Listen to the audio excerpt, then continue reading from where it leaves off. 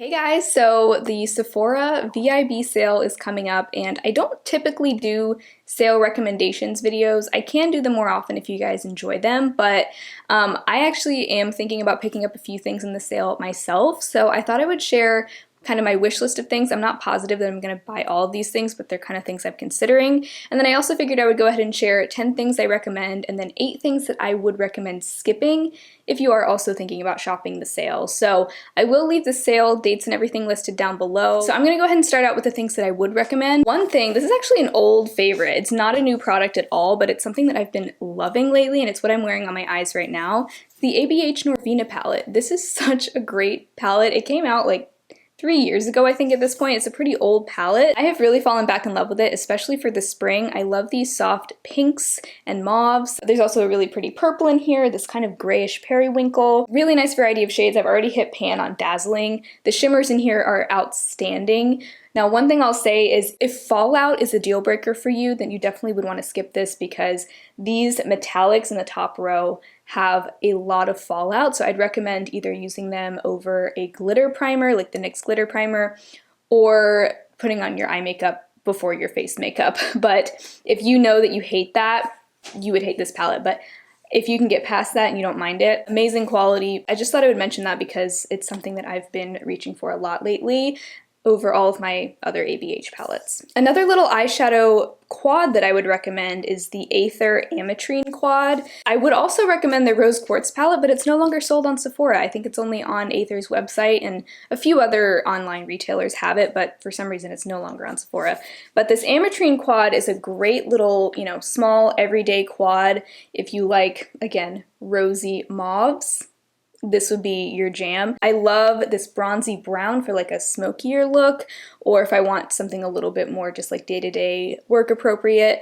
I love the lighter like rose gold in here, beautiful dusty mauve, and then a deeper purple if you want to kind of smoke things out. So this is the kind of quad I could totally wear every day and honestly not get tired of it because it's just my kind of colors. If you've been wanting to try Aether shadows, I definitely recommend this one. Speaking of Aether, another thing I've been loving from them is their Crystal Charged Cheek Palette in Amber. So it comes with 2 matte blushes and this beautiful kind of champagne-y highlight color. I'm wearing actually all 3 of these shades on my cheeks today. Even though this third blush looks a little bit dark for me, I am able to make it work and I actually really like it.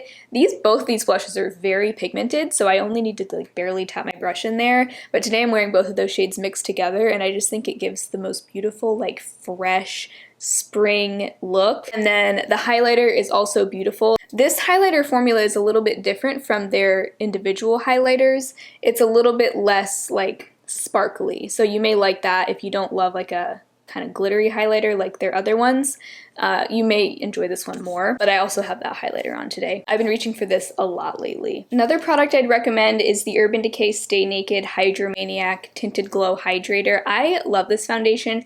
Haven't been wearing it a lot lately just because I've been trying to use up my Pacifica one, but once that one is done, I'm going to be reaching for this so much more. You could think of it as kind of like a flexible coverage kind of product because you can wear it as like a tinted moisturizer if you want very light coverage, or you can build it up to get kind of light to medium coverage. So you have options. It has a really nice hydrating feel. I feel like it kind of blurs the look of pores on my face. I do have a full review and wear test on this on my channel, so I'll link that below if you want even more details on it, but I wear the shade 20 Fair. Love this. The only thing I'll say is they do claim that it's like really long wearing, and I would not agree that it's that long wearing. It's not completely budge proof. It will transfer off onto your masks. Even as someone with like normal to dry skin, I don't feel like it's totally budge proof. Does it slide off my face in an hour? No, but if you're looking for something incredibly long wearing, that's not exactly what this is. Another recommendation that I have is the Bite Yaysayer glosses. I have the shade Sugar Drizzle. I've talked about this before. I love the packaging. Now, this packaging is something that you're either gonna love or hate. Some people hate it, some people love it for the same reasons that other people hate it. I love how sanitary it is. I love how I'm not dipping back and forth a disgusting, filthy doe foot applicator into there. I love how I can wipe it clean. It's got this sort of like silicone feeling plastic applicator. I also love the fact that I'm going to be able to get every last bit of it out of there without having to remove any sort of stopper or anything. The gloss itself is also really pretty. Sugar Drizzle is a clear gloss with a little bit of a gold shimmer to it. The shimmer doesn't look weird or like frosty or anything. It just gives a nice shine, and I wear it all the time. It's great for wearing on its own or topping other lip shades with it. And of course they have lots of other shades as well. So if you've been wanting to try this, I would say, you know, when you can get it on sale is a great time. I feel like even though it is kind of a pricier gloss, the fact that you're able to get every last bit of it out of there means that you're really getting a good value for your money. You're not going to have any of it go to waste, and it's not getting gross and contaminated with other lip products and germs and everything. It just feels like a really great, like, bang for your buck kind of product. So I would highly recommend that, and especially on sale. Okay, something that I absolutely love, I kind of hate how much I love it, but it's the Beauty Blender, the original Beauty Blender. I know it's expensive. I've had both this and the Real Technique sponge for about the same amount of time. I washed them between just about every use, and the Beauty Blender has no tears at all. It's held up great. Real Techniques one, it still works okay, but it's got a lot of tears in it, and it started to tear within the first probably 5 washes. So I feel like the Beauty Blender is definitely, is it worth the full $20? Probably not. But on sale, if you've been thinking about trying it, maybe you haven't quite found a sponge that you're satisfied with, now might be a good time to check it out. I'm just saying. Not only does it hold up well, you know, through countless washes, but there's also something really special about the texture of it. It's soft, it's not too soft, it almost feels like memory foam or something. There are drugstore sponges that I've liked. I liked the EcoTools sponge, I liked the e.l.f. one that's kind of like a pinky purple one, but none of them have really been quite the same as this. Like, there is something special about this. I hope I'm not the only one who feels that way.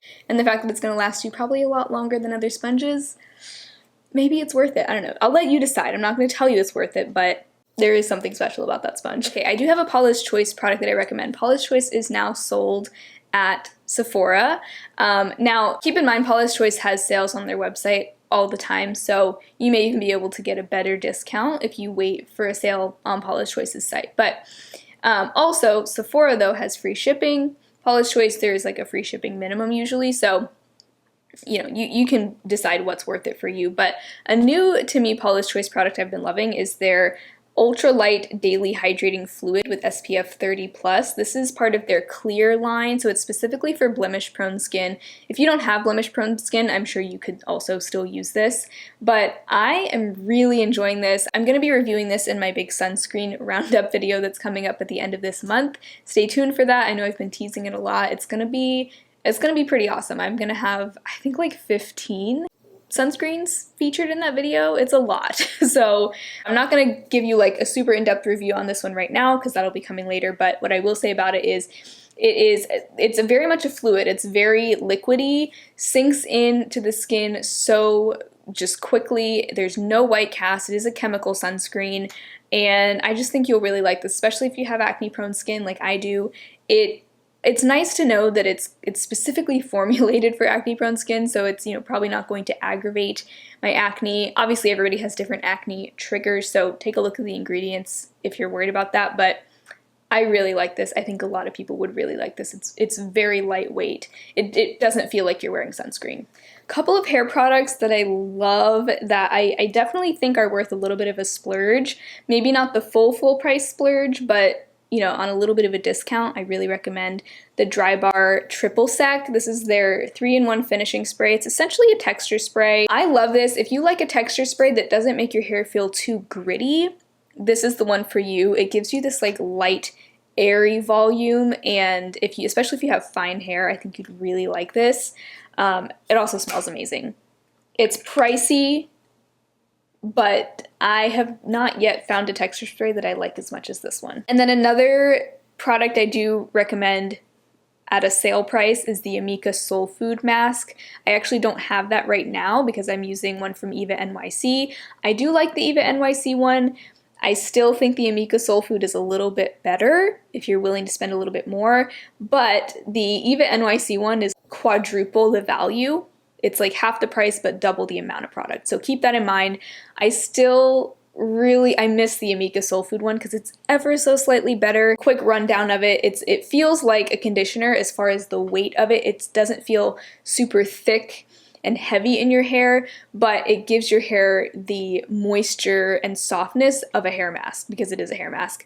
It's a hair mask that's great for fine hair if you don't want something weighing down your hair. I'm sure it would also be great for thicker hair. That would be on my wish list to repurchase if I didn't have other hair masks I was currently working through, but one day I will repurchase that. And I've also heard that they do sometimes sell Amika at TJ Maxx and Marshalls, so maybe check there too if you want it for an even better price, but that Soul Food mask is really good. I think about it often and I do miss it. A skincare product that I'm loving, I have the mini size of it and I am thinking about eventually buying the full size. Probably not this time because I have another eye cream that I'll be moving on to once I'm done with this, but this is the Glow Recipe Avocado Melt Retinol Eye Sleeping Mask. This is one of the few eye creams that I feel like actually makes a difference. I even did a little experiment where I used this on one eye and my old eye cream on the other eye from Derma E. This one was the winner. I noticed a massive difference in just the appearance of the fine lines under my eyes. I felt like it kind of plumped up the skin under my eyes, smoothed out the fine lines. It's a thicker eye cream in texture, but it does sink in nicely. They call it an eye sleeping mask for a reason. It's definitely like your nighttime eye cream. Maybe a little too heavy for the daytime, but it really is a beautiful, beautiful product. It does contain fragrance technically. It doesn't have much of a scent, like a noticeable scent, but there are some, I think, essential oils in it. Glow Recipe does use a lot of fragrance in their products, but it doesn't really bother me in an eye cream because that's not where I'm prone to like irritation and breakouts and stuff. But really nice eye cream and one of the few that I can actually say for sure, at least for me, that it makes a noticeable difference. All right, so let's get into the items that I would recommend skipping, at least if you have similar preferences to mine. These are things that I personally don't think are worth it. Number one is the Hourglass Ambient Lighting Powder. I have the shade Diffused Light. I know that this is meant to be more of a finishing powder rather than a setting powder, supposed to just kind of illuminate your skin, not like a highlighter. It's meant to be used all over, kind of just for an all over like illuminated effect. I hope I'm describing that correctly. I just don't notice a magical difference between this powder and other powders. So I would say it's not worth it. I know a lot of people love these and swear by them and they're like their favorite powders. So, you know, if that's you and you know that you already love this product, go for it. Or if you've been really curious about it, maybe you would end up loving it. I don't know, but I don't really think it's worth the money. Something else I really don't recommend is the Anastasia Lash Brag Mascara. I only got this because it was part of a I only got this because it was part of a vault around the holidays with the Sultry palette. I really wanted the Sultry palette. It was an amazing deal because it was on sale, blah, blah, blah. So that's the only reason I have this. And okay, let me start by saying I really like what this does for my lashes. I really do, but it smudges. It smudges within a couple of hours. Even if I only use it on my top lashes, sometimes it will still smudge. In my opinion, smudging is a deal breaker, especially if it's a $25 mascara. I just think there's no excuse for that.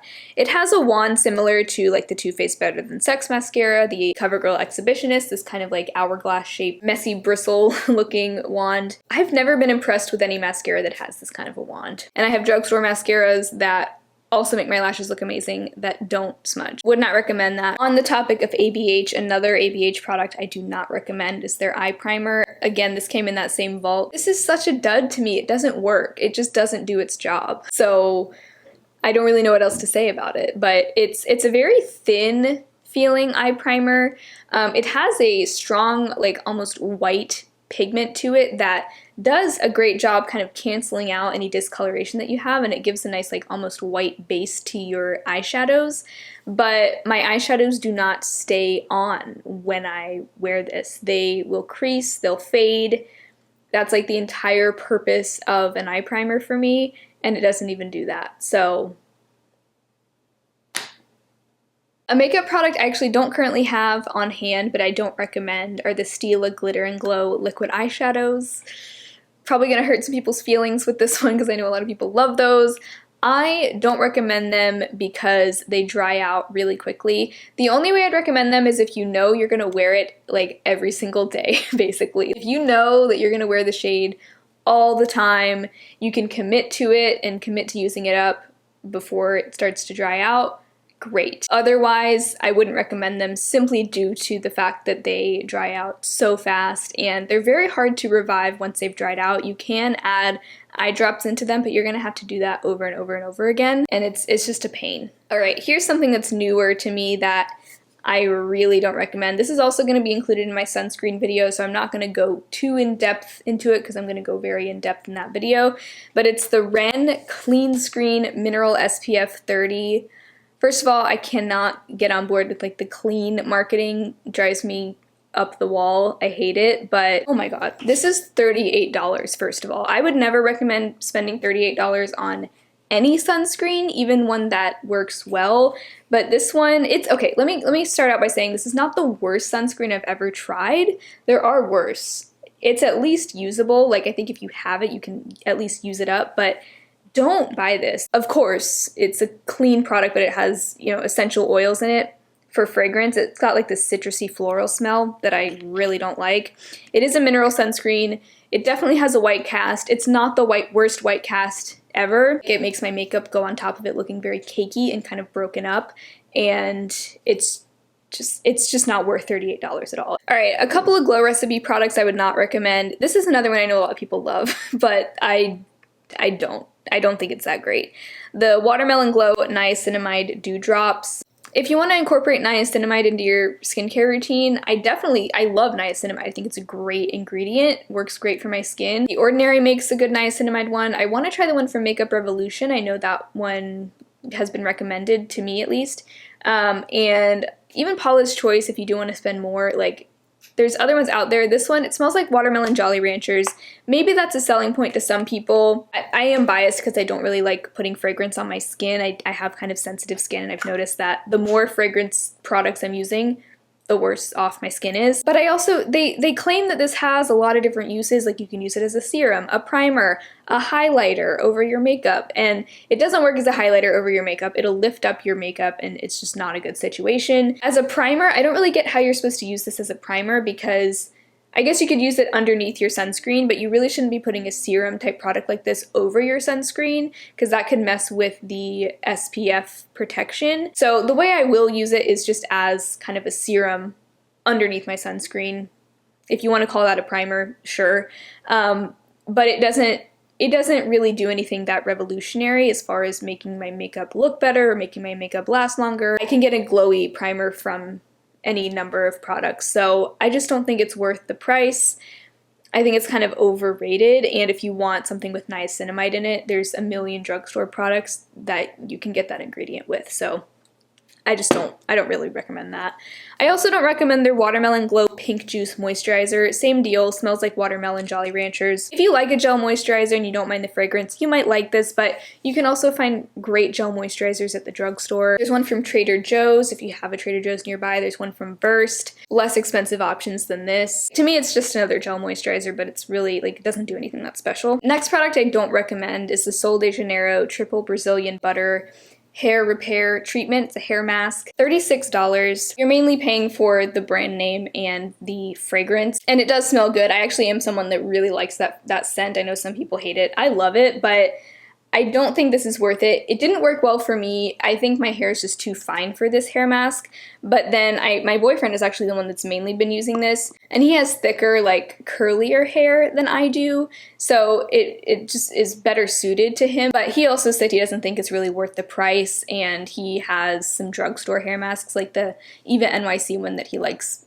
just as much as this one. So he likes it, but also doesn't recommend it for the price. So that's two people's opinions there, if that helps. They say that this will like repair split ends in one application. That sounds impossible to me. I mean, maybe, I don't know. I just don't think it's worth the price. All right, the last product that I don't recommend, then we'll get into my wish list. So this is the Bite Agave Plus Nighttime Lip Therapy Mask. This just doesn't work very well. I've tried a lot of lip balms. I still much prefer the Paula's Choice Lip and Body Treatment Balm. That's the best lip balm I've ever tried. This one, unfortunately, I had really high hopes for it. It gives you a nice glossy look to your lips, but I just feel like I wake up and my lips are still kind of chapped with this, whereas with the Paula's Choice one, my lips could be super chapped, put that on before bed, and I wake up the next morning, my lips are healed, like completely better. So I'll use it up, but it's really not the best out there. So those are all the things I don't recommend. I have 5 things on my wish list right now.